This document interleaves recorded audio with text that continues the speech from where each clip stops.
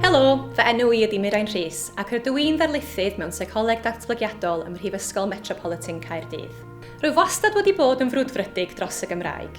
Dwi'n cofio clywed storïau lu gan fy nain am rhieni am sut y chwaraeon nhw eu rhan wrth ffrwydro am yr iaith, ac rwy'n bendant wedi mabwysiadu'r angerdd hwnnw.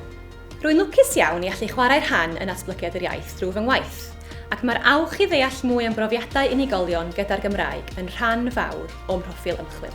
Astudiais radd seicoleg a doethuriaeth mewn addysg ddwyieithog ym Mhrifysgol Bangor. Roedd fy noethuriaeth yn edrych ar effaith addysg ddwyieithog ar sgiliau ieithyddol a gwybyddol plant rhwng 7 a 10 mlwydd oed. Yna gweithiais ym maes ymchwil addysg ble roeddwn yn gwerthuso polisïau addysg cyn cychwyn fel darlithydd gyda Prifysgol Metropolitan Caerdydd yn 2016.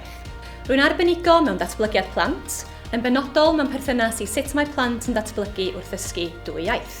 Mae gen i ddiddordeb penodol mewn sut mae modd i'r byd addysg ddarparu cyfle i unrhyw blentyn allu cyfathrebu drwy'r Gymraeg a'r Saesneg, a sut allwn weithio gyda plant a pobl ifanc i greu cwricwlwm sy'n adlewyrchu profiad positif, cynhwysol a hwylus i bawb. Mae'r diddordeb hwn yn bwydo mewn i'r addysgu dwi'n darparu o fewn yr adran seicoleg. Fy hoff beth am addysgu yw'r amrywiaeth o fyfyrwyr sydd ar ein rhaglen.